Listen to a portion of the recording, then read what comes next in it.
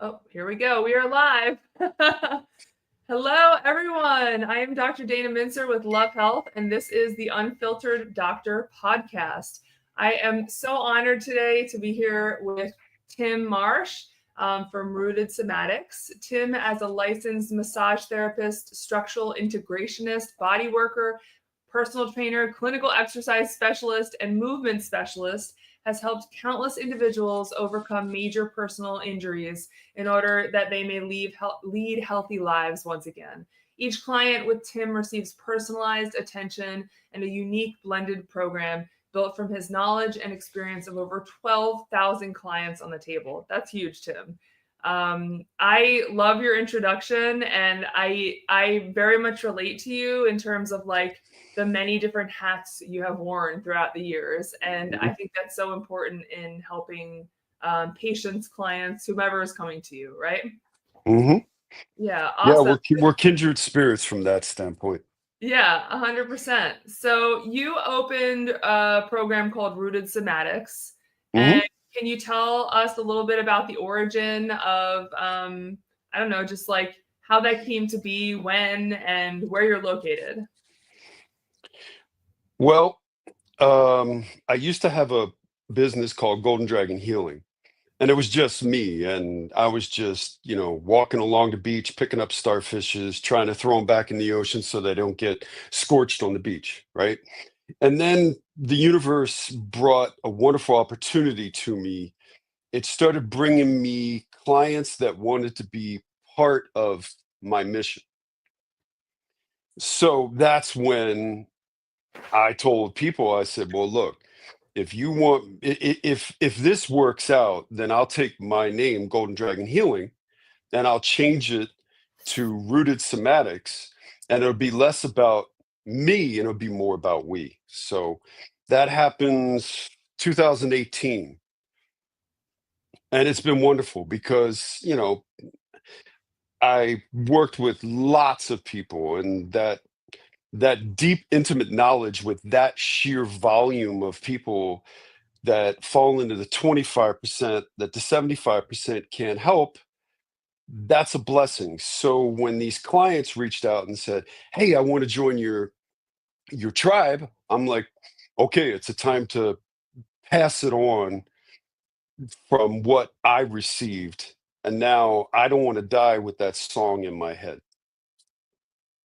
That makes a lot of sense.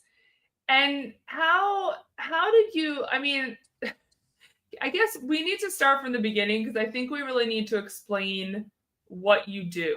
So like Oh boy. who are the people, because I think like in in healing and medicine, and especially in Hmm. the integrative world, I mean, we have a lot of fancy words to describe things. Like even just the concept of integrative medicine, Yeah. people are asking, what does that mean? What is integrative medicine? What is so I think it's important to maybe explain a little bit about what you wrote in terms of what terminology did you use? Hold on, let me go back to my account here.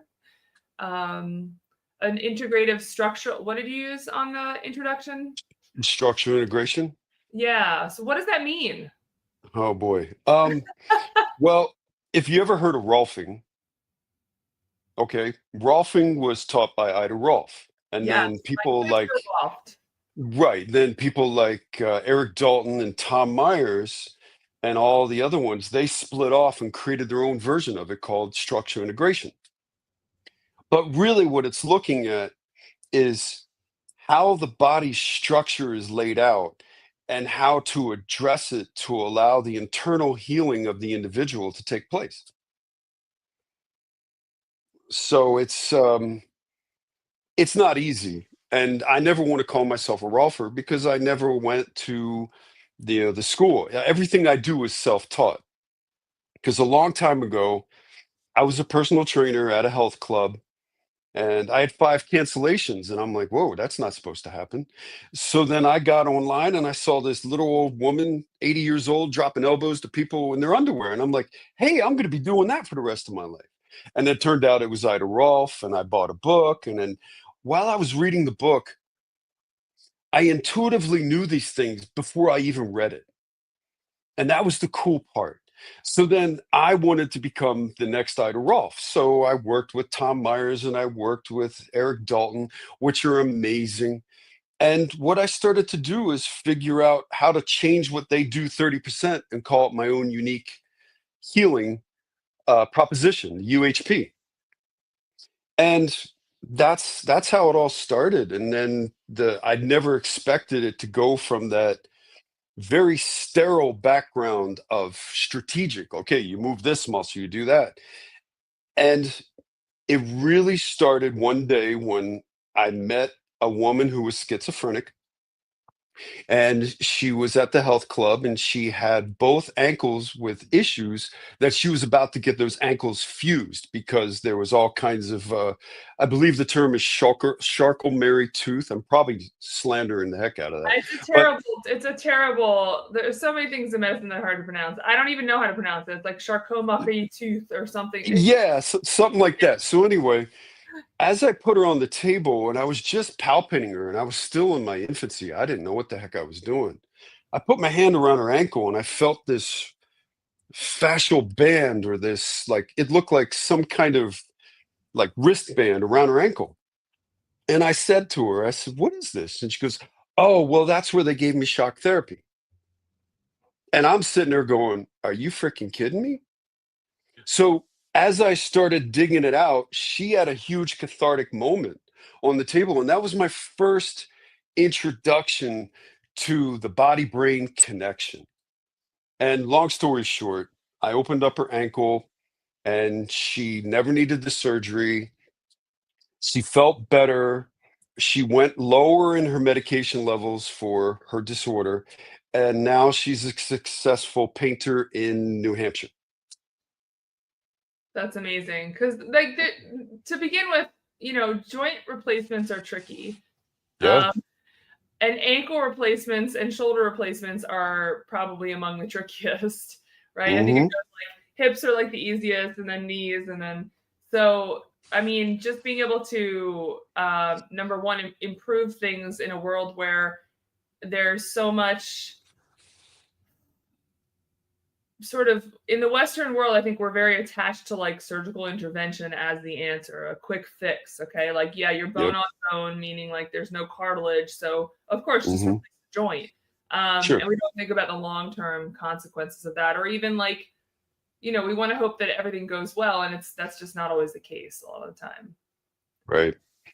That's huge. And when you start looking at get back to those starfish, right? You have somebody that comes to you and they have moderate arthritis or just the beginning of arthritis. You can deal with that. Severe arthritis is very tough, but when they come to you and you realize that the reason that their knee is buckled like this, if this is the medial part, that's because the vastus medialis is so tight that it's drawing down on it. And then there's all this space over here in the joint the body can't access. So when you structurally integrate or you body work or myofascial, whatever you want to call it, when you lengthen that and you open it up and you open up the shoulder that's part of it and the ribs that are rotated, what you do is you get a joint that's more balanced and not off balance. So when you look at the what do they call that in Japan? There's that study, the green study, where they over there they don't have a lot of arthritis, joint problems. Well, that's because they move their body and they do tai chi and they do the holistic things that balance them out. We go and we grind in an office and then we sit up out of the chair and we're still in the chair myofascially. So it's like when you start looking at it, when you rewind the body, you get a chance for the internal chemistry, the proprioceptors to be taught to the brain can go, oh, you mean I can go over there? That's the key. Yeah, that's huge. I was thinking about that structurally as well. I was talking to somebody and they said, "Oh, well, a relatively young person," and they were saying that they needed bilateral knee replacements because of the reasoning was because of the structure of their legs, that they were like Hmm. bow-legged, right? So obviously when you Yeah. have, right, the bow-legged, and then you just that, I guess, how do we explain this to people? I don't know if you have a femur there, but like you're sort of like this, right? And then there's Yep. pressure on the medial side.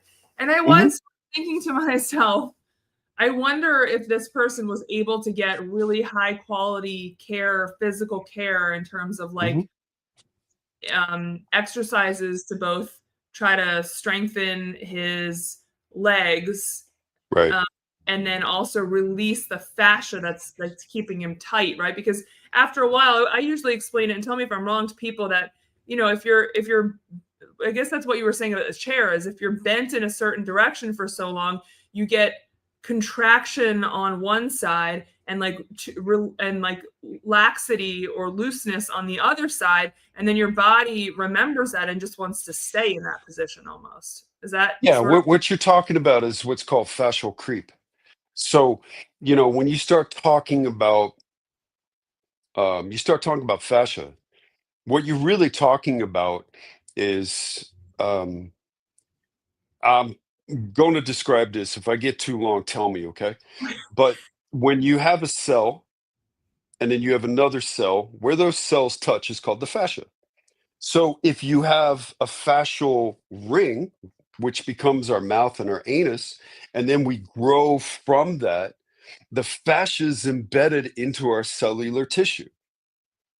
So it's wrapped around our organs, it's wrapped around our bones, it's wrapped around our muscles. It's what allow our muscles to slide and move.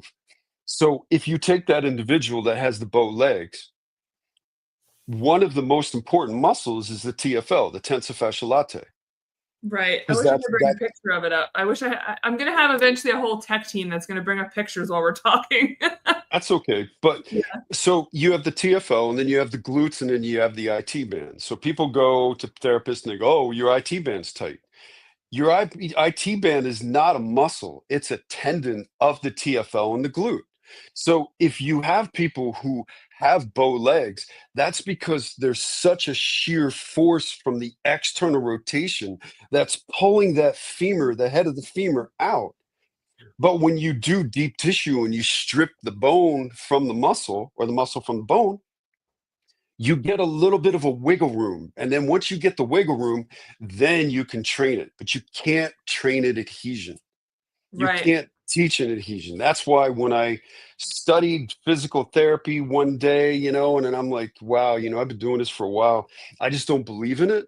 I knew there was another way. And that was my gift. Me being very inquisitive, I never accept no until I'm proven wrong. So everything's fair game. So whether it's, somebody that has bow legs that basically has knee issues, well, if you give me time, I know I can give that hip range of motion. Right. If I have somebody that has irritable bowel or something like that, I know the vagus nerve that comes off the brain down into the stomach and the splenic nerve. I know that nervous system is attached to the vagus nerve, and I know that vagus nerve is attached to the hypothalamic pituitary adrenal axis, which is our stress response. Right. So I know if I can adjust that, I can do something that not many people are doing. Right. Get the body ready to receive the care that they've already had but couldn't demonstrate. Right. Does I that think make sense? Yeah, and I think that brings us into, what you initially started talking about was like the origins of us Hmm. as human and where we come from, and how like we basically develop from this one cell, and it just replicates and replicates and replicates and replicates and replicates. So the Exactly. origins of all of the parts of our body.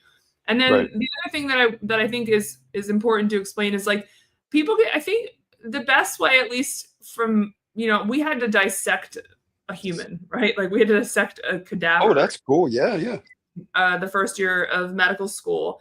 I did And that at Tom Myers School too. I did. It was really cool. it was awesome. Yeah, it was a little uncomfortable for me because I had just given birth. My son was born about 6.5 weeks before I started medical school, and I was like he was solely being breastfed, and I was so Wow. worried about the fumes and like the chemicals getting into my breast milk. So I was walking around with this like, it wasn't even an N95. It's one of those like masks, and then it has the two sides on it. It almost looks like a World War II mask Oh type yeah, they use it when you paint mask. stuff. Yeah. Yeah, but it was like this was at the recommendations of some of the clinical professors there. So Right. we were in the anatomy lab for hours, and but that being said, it's a scary thing to do, at least initially, because there's this human in front of you. But Hmm. but it really gives you a good understanding of what does that fascia look like? At least, I Right. mean, the best you can see in the non alive body, right? In the Hmm. preserved body. So it's sort of like this whitish colored tissue almost that just um when you're inside of a live human, it's mobile and moves around and sort of Hmm. soft and almost like cloud-like, I think.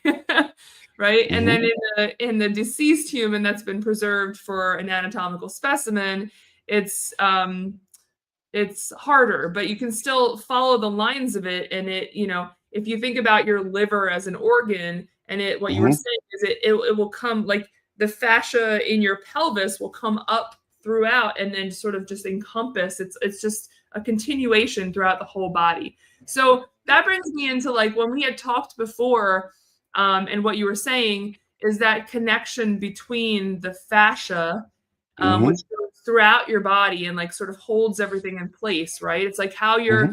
a woman, it's almost there are ligaments, but it also how does do your intestines somewhat move around but somewhat stay put because of the fascial layers around it. Same thing Hmm. with the uterus and the ovaries. People are like, the ovaries are just sort of suspended. I'm like, yeah, there are ligaments, but there's fascia around the ovaries that are sort of like holding these things in place. Yep. And so not many people think about what you were talking about, which is the connection to the brain. So the hypothalamic Hmm. pituitary axis. I want to see if I can bring up the HPA axis here. Let me see. Hold on. Images. I am curious to know. It's pretty fascinating when you really, really dedicate your life to understanding it. Yeah. So if you want to go into it, I'll see if I can bring it up on the screen here, Hmm. like a separate. But if you want to talk a little bit more about the HPA, and do you want me to bring up maybe if I can a picture of like the stress response system more so? Would that be helpful at all? That's the same thing. Yeah. It's the three organs. But yeah, I mean the thing is, look, when you look at what Besser van der Kolk wrote called "The Body Keeps the Score," and if Uh-huh. you go back further, there was a wonderful piece of work called "Waking the Tiger" by Paul Levin. I think it was 1997. Amazing book. And what it does is it talks about how we walk around in this fight or flight response. Oh, interesting. So when you look at if you're at work and you're getting jacked up by your boss, you're going to feel the stress. When you feel the stress viscerally, that's when it starts to get inside our body.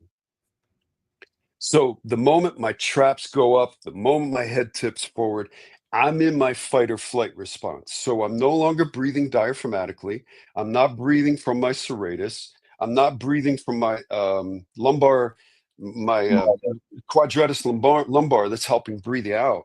So I'm in my fight or flight. I'm in my fetal position. I'm just weathering the storm. And when you start looking at what I've noticed over the years is these people who come in who have fibromyalgia, they have chronic inflammation, they have different stomach issues, they have occipital neuralgia, they have trigeminal neuralgia, they have all these different things that are very difficult, as you know, to help. Well, when they get on the table, whether it's with me or someone who knows this stuff like me, we're able to re-engineer the trauma. We're able to sit there and say, yeah, okay, The fascia is not just some chicken skin. It's alive. It's attached to our brain. So how I look at it, the Yeah. brain's in a cave, it sees upside down, and it uses the proprioceptors and the fascia to figure out where it is in space. Right.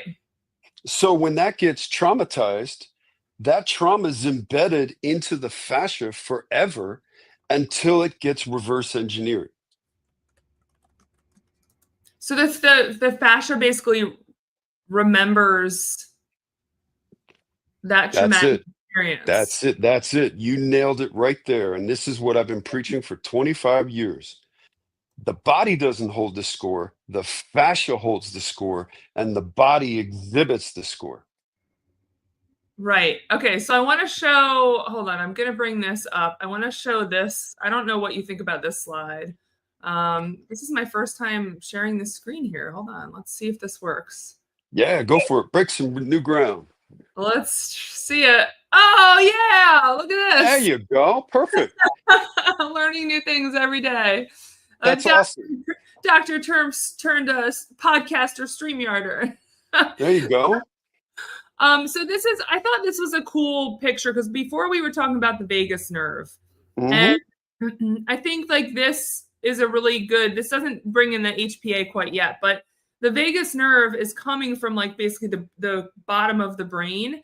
And Yep. it essentially goes to everywhere in the body. It goes to the heart, the lungs, the stomach, the spleen, the liver, the GI tract. Now, I don't ever think of the vagus nerve as going to the fascia. I was hoping to find the vagus nerve, though, also it goes through the diaphragm. That's what you were talking about. And the diaphragm, let's see if I can get diaphragm picture vagus nerve.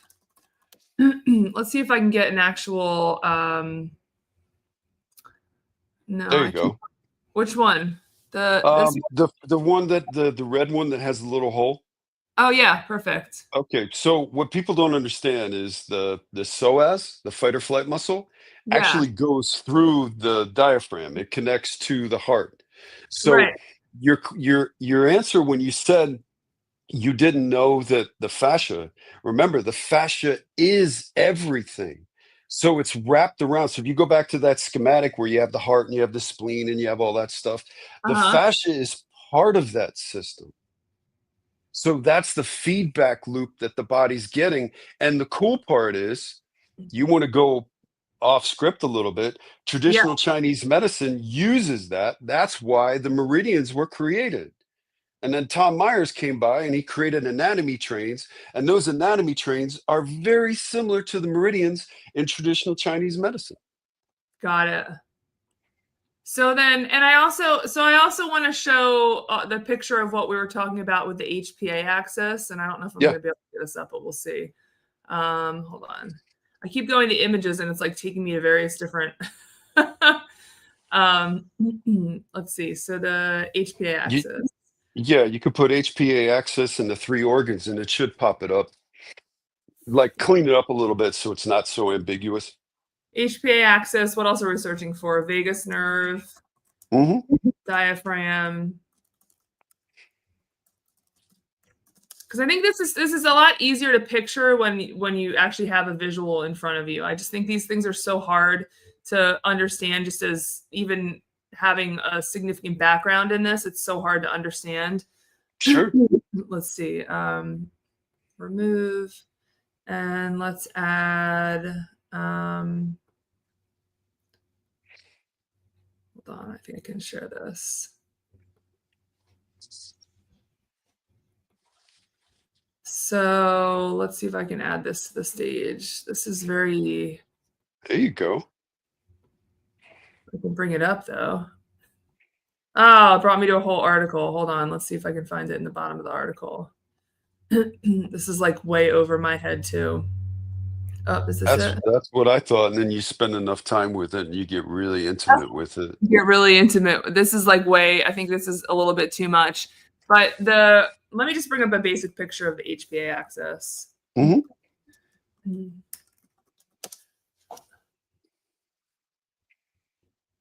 Um, Trying to how about, figure out which would how about this be. simple, like, Yeah, I mean, does it tell you the organs? yeah, so this one will show us the organs. Hold on. Okay, cool. Uh,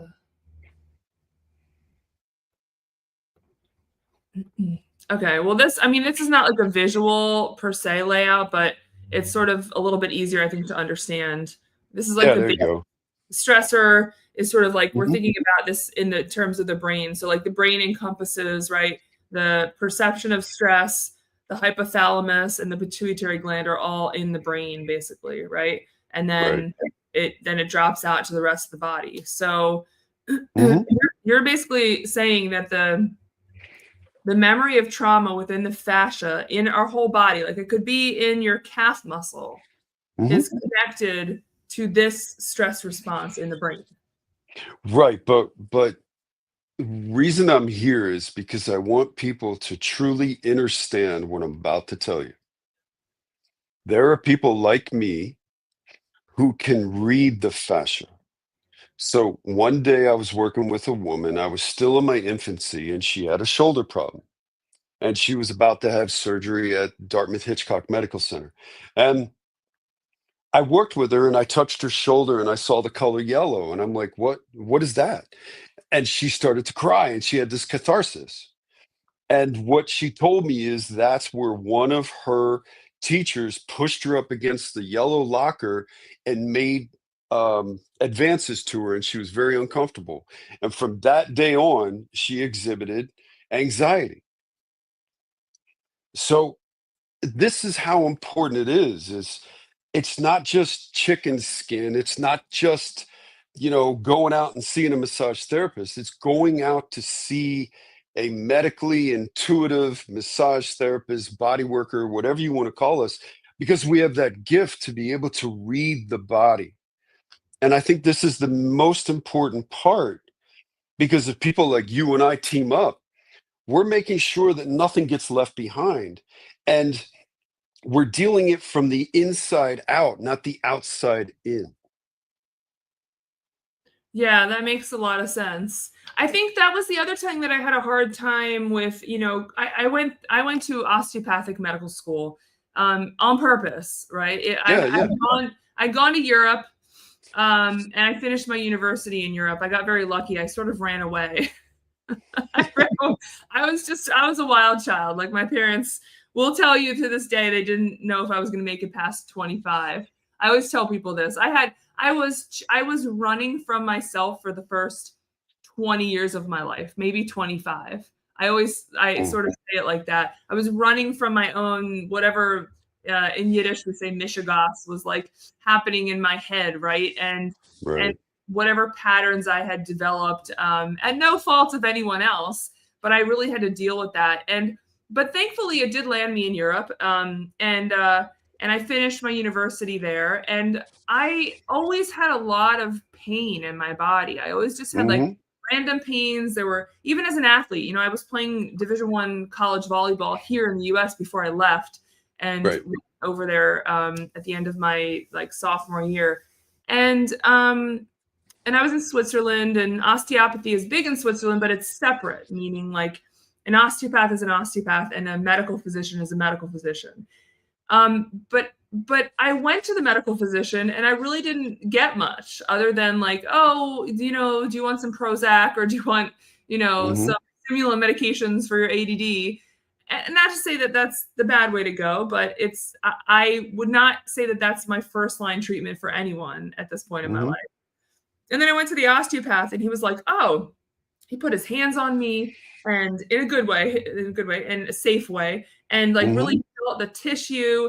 And I started really thinking about, okay, well, we have chiropractic, and not that that's a bad thing. And in osteopathy, we learn high velocity, low amplitude techniques, which is very similar to what people experience in a chiropractor's office in terms of like quickly maneuvering a joint structure in order Yep. to like change the position of it and then hopefully relax the muscles afterward. And Right. sometimes I just think that that process is sort of backwards, because how did that joint structure get slightly shifted in the first place? Like if Sure. so I think that's the point. That's where like the soft tissue work around that structure comes into place, because you can Hmm. do a quick high velocity, low amplitude manipulation technique, but if the memory of the soft tissues around it is not changed, then you're just going to end up going back to where you were. Right. And when you start talking about the memory, what you're really talking about is the brain is always sending a signal to test the lines to make sure. So if you take that situation and somebody has spondylolisthesis in C3, right? So that's like, let's just to explain, that's a little bit of almost like a slipped forward vertebra. So if you think, wait, you have the spine behind you? Yeah. Yeah. Can you grab that? Yeah. I never thought I'd be using this. Oh, we're using it now, Tim. Okay, so you see this white part, everybody? This is what Dr. Dana's talking about right here. When that slides forward, it's grade 1 and grade 2, and grade 3 is really bad because then you have what's called guillotine, and it can actually sever the spinal cord. But that's what I mean. So if you have somebody that has, spondylolisthesis or retrolisthesis, which is backwards, which is not good either. When this thing slides forward, well, they come to me and I find out they were in a car accident when they were 6 years old. And they're like this. And when you get a chance to open up the body to be able to get back into a more neutral position is where health sits. It's that yin and the yang of the body going, oh, I feel really balanced. But the problem is rainbows and puppy dogs don't help this.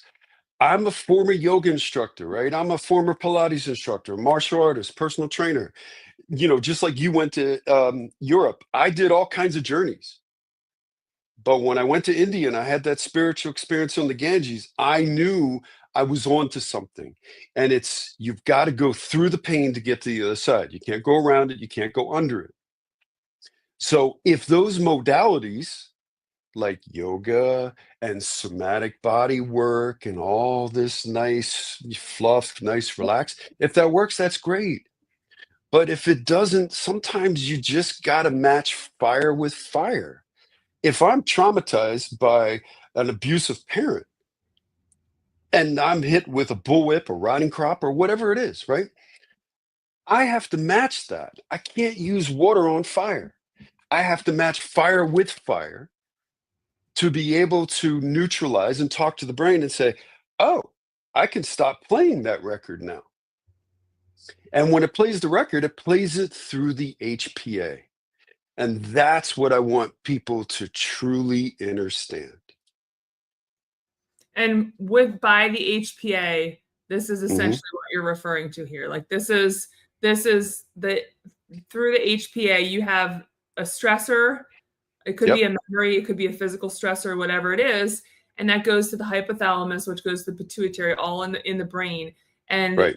there's this cascade of hormone release, basically. And the Yeah. primary aspect that I think about, and maybe you think differently, I don't know, is this the adrenal glands. The adrenal glands sit right on top of the kidneys. And Yep. the kidneys are actually they're not where people think they are. They're like back here, and the adrenal Hmm. glands they're usually really tiny, and they sit right on top of the of the kidneys, and they release cortisol, and that cortisol is taken throughout the body via the bloodstream, and it Right. influences everywhere, including your brain. I mean, everywhere, right? And Exactly. that's essentially, I guess, tell maybe you can speak more to like, do you feel like the fire is coming from an increased cortisol? I mean, how do you Okay. explain Well, that? when you start talking about the hypothalamus, if they don't understand, that's really our nervous system. So when you go back into the chiropractic model, right, you were talking about what's called functional neurology by Dr. Carrick. And what he did is he realized that you don't want to quickly adjust the spine because a lot of times you're adjusting the nervous system too much. That feeds into the protection mechanism of the organism or us. and then we wind up releasing hormones through the pituitary gland, and then those hormones affect the adrenal glands, and then that jacks up our neuroepinephrine. And what that does is that starts to create this huge cascade. But to get back to your model about what you said the kidneys are, well, most people don't realize. I realized this one day, and it was like, oh my God, it made such a big sense. The kidneys are in the back, right? Well, you have the quadratus lumborum that's sitting underneath by the ilium and the first rib, and the kidneys are close by. So if I'm a person and I can't breathe out through my back, like they tell you in yoga to let go, take the deep breath, lower it into the earth, then essentially every time I'm taking a breath, I'm stimulating the fact that my nervous system can't take a deep breath, and that creates an internal trauma loop. And then what happens is the person winds up getting too tight.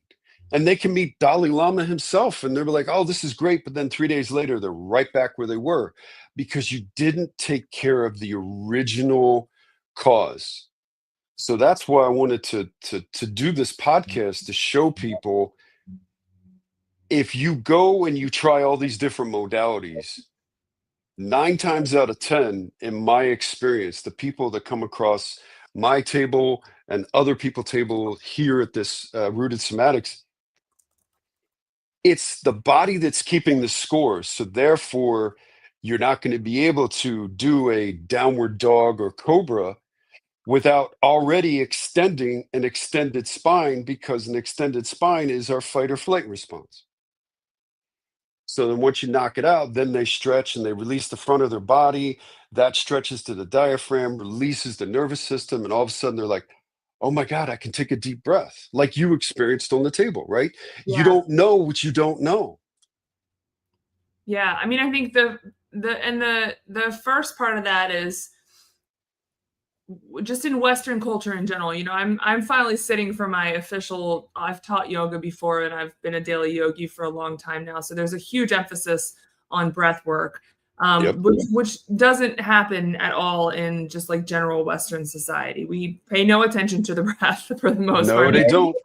There's like a new, maybe slight attention to that, to detail with that, but this is a new concept for the West. And so most of us are just sort of sitting, and we're flexed at our computer all day, and we're just Yep. taking like shallow breaths that don't really involve the full expansion of the diaphragm. And the diaphragm is, if you can, everyone can probably do this. You can sort of go to your bottom ribs and push up under it, and like that whole portion encompasses the diaphragm. It goes around to the back as well, and so when the full expansion of the diaphragm really happens outward like this, right? And so I think for those people already practicing some yoga, I guess they sort of understand that, because the breath work is the center of the yoga. But you were telling me more. So when I saw you last, I was expanding into my stomach. Like, so there's a technique with different types of yoga breathing, but one of them is where you breathe first and expand your stomach, and then open up the diaphragm, and then close the diaphragm down, and then exhale to the stomach. But you were saying to just go straight for the diaphragm. Yeah, because what happens is when we try to teach the body how to breathe from the diaphragm, that's what everybody thinks, right? But those intercostal tissues of the ribs are supposed to expand. And when they expand, you no longer breathe from your neck, which is your fight or flight response. And then again, going back to the vagus nerve, you drop the traps down, you open up the SCM, you open up this ability for us to feel comfortable instead of like, scanning for danger, right? Yeah. Then the ribs can drop, and then the diaphragm can be level. When people breathe from their belly and they can't breathe from the neck, the diaphragm is tipped. And that's what people don't understand. But people like Tom Myers and Eric Dalton, that's what they teach. They teach people how to get up under there and start to open it up. But when you start doing that, that's that area. But there's so much more. So now you're back to the fascial web and how the body is twisted and rotated. And a lot of times people have fat bellies, right? Well, that's because what their body's trying to do is trying to find air. It's trying to find space. So then they breathe from their belly, but they can't breathe from themselves. And that's the difference. So a lot of times when people come here, I'm here to open up their breathing. So then the natural parasympathetic nervous system, not our flight response, but the stuff that makes us relaxed, when we take a deep breath and we breathe from freedom, not scanning for danger, then we have a chance to let all that cortisol, all those chemical reactions start to drop away. And then the medications and all these different things can help. So that's how deep the rabbit hole goes. But where we go as a society is people like you and me and the chiropractor. We have to team up. We have to work together, not in silos. And that's my biggest thing, because I've spent years being on my own trying to protect myself from people going, well, what are you doing? You're talking all that quackery, right? No, I'm not. So that's really what it's about. It's about the teamwork and letting all three phases of this model work, especially with the autoimmune disorders, right? Because people don't even look at the spinal chart. The spinal chart has, I think it's T8 and T9, which are nerves that come from the spine, and that's linked to our autoimmune issues. And then you look at where it is, and it's directly in line with the diaphragm and the heart and being able to feel comfortable. Yeah, So 100%. that's really what I wanted to share with people. And people like me, we're out on the outskirts. We don't advertise because we were raised to think we're strange. But we're not strange. What we are is we're special because we survived what tried to kill us. And during that time, we developed an empathic nature that makes us listen to the fascia, listen to the individual, be the witness that wasn't present when they got traumatized. Yeah, that makes sense. I think that leads into a whole separate discussion about empathy and Hey, and we can do another session. I'm totally fine with it. I'm about enjoying this because yeah, I've about kept quiet I for I years. love I love mental health, and I really like to think that I incorporate it into my practice, because I just see so much of the Western world, and I went through like the typical DO training, and I actually Hmm. this is crazy. I was still in a time where there was discrimination against DOs, and there are still people out there who try to say, oh, DOs aren't doctors. So I actually sat for the MD boards and the DO Wow. boards. So there's three parts to boards, right? Three Yep. steps.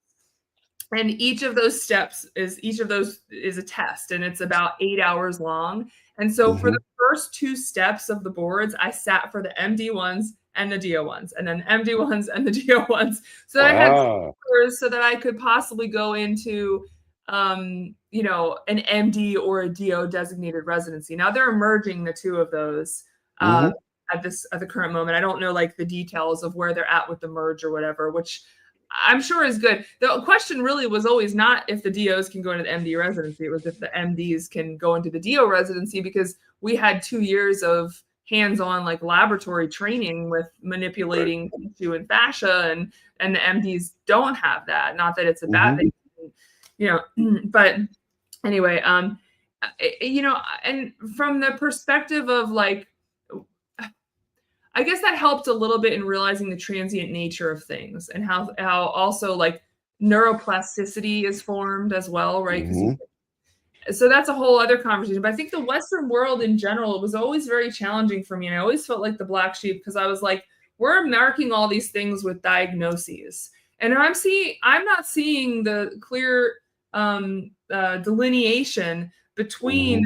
the diagnoses. And I'm also not seeing the permanence of a lot of these diagnoses, especially in mental health, right? Like having worked outpatient addiction medicine and I Hmm. love mental health, I always saw how there was a basis of emotional dysregulation for a lot of things happening. And Hmm. that goes for physical problems as well. And we would want to give a diagnosis. Oh, this person's bipolar. And I mean, I could take anybody that is in a state of emotional dysregulation and probably diagnose them according to the DSM criteria with like a bipolar type diagnosis, right? Sure. Yeah. But when you start to heal, and the healing doesn't just come from talk therapy, it's body mind connection. Exactly. A lot of people get better. And so that speaks to number one, that concept within Buddhism and the yoga philosophy of like the transient nature of all beings, the impermanence of most things. Yep. Um, and whether that's mental states that fluctuate and or physical states, and what came first, the chicken or the egg, like it's hard to tell, right? Could you have an injury that happened first and then that creates a depressed mental state, right? Or an emotional dysregulated mental state, and then that causes more pain in the body, and then that causes more emotional dysregulation and more, like, who knows? Or if it was vice versa. But I Right. think that like step one in acknowledging healing is understanding the impermanence of most things, and also understanding the ability of the brain body connection to like appropriately make new neuronal connections. Yep.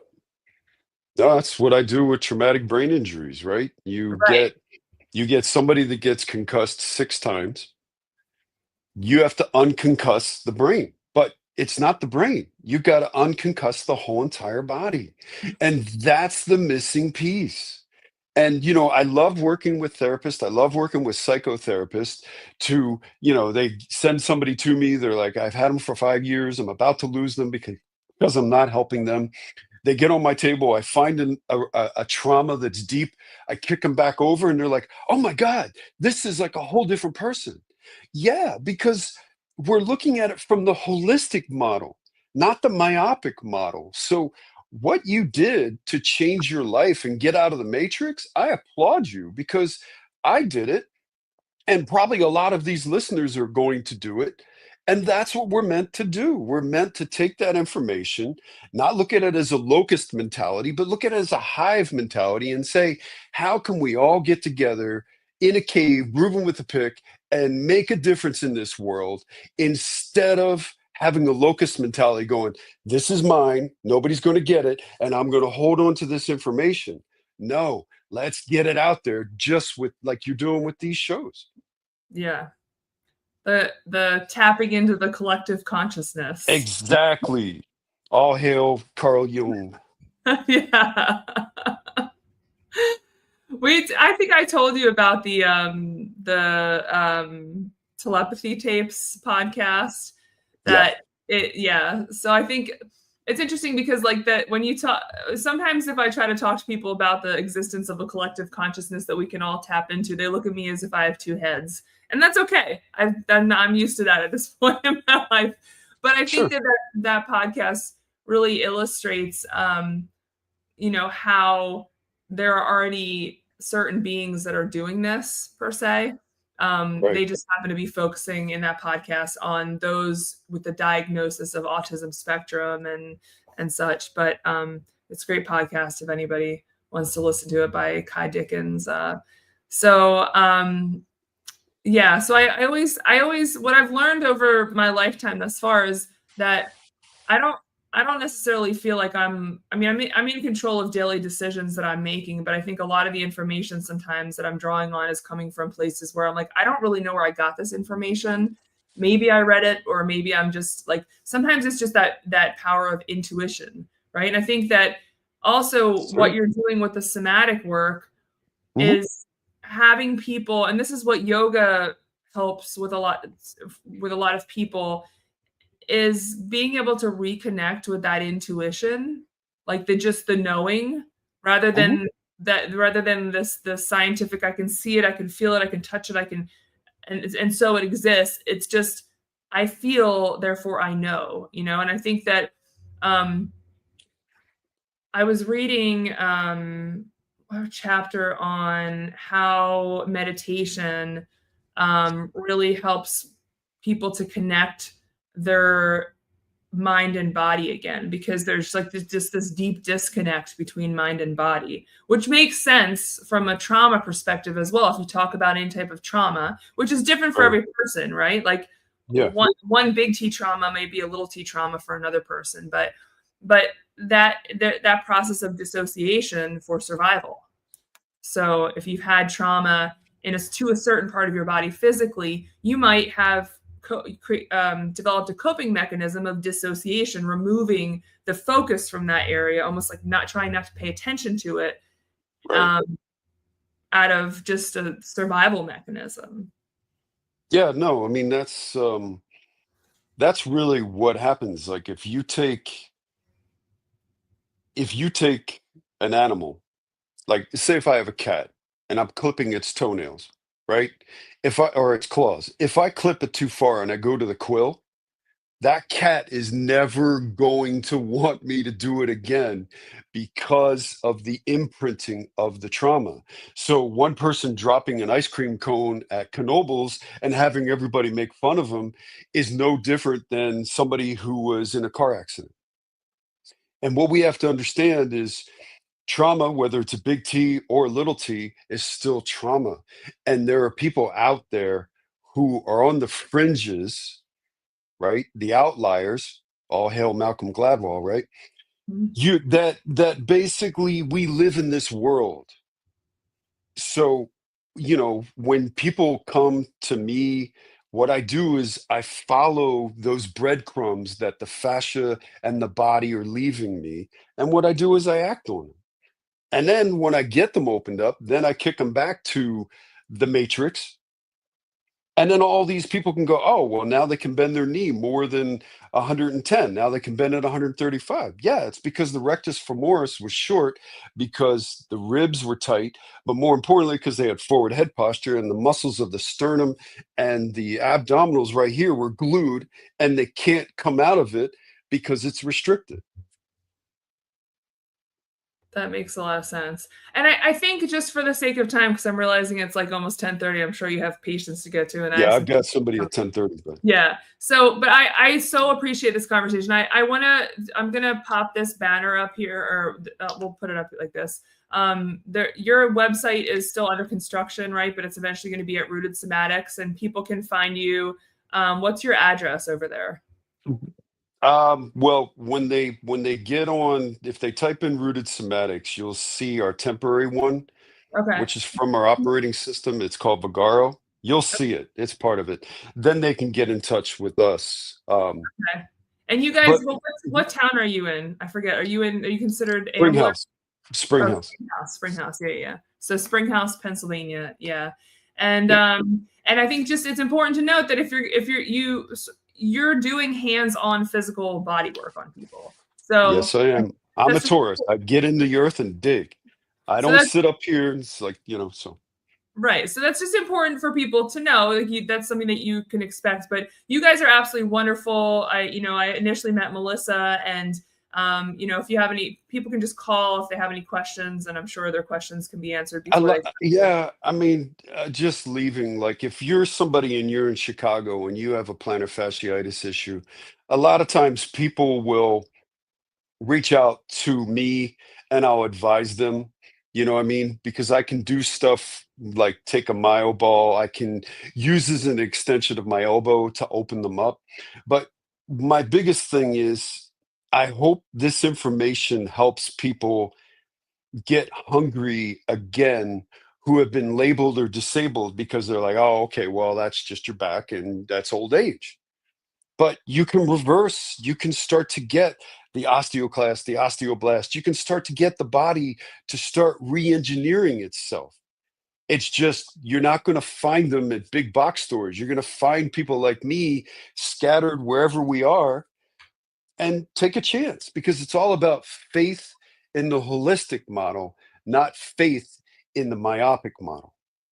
100%. I'm right there with you. 100%. Yeah. I wish that everyone could have access to your model before considering like any major procedures on their bodies for problems. And so yeah, I really appreciate this conversation today. I know you're super busy, and I'm coming to It's see you today okay. as well. So Yeah. so I hope you have an amazing rest of your day, and I'll see you this afternoon. And I'm looking forward to our next conversation. I definitely think we Maybe should we talk can about. maybe we can do a couple spin-offs. I'd love. I mean, I Yeah, don't want to die with this song in my heart. yeah. I feel the same way. Like I just have to tell people I need to leave this world better than I found it.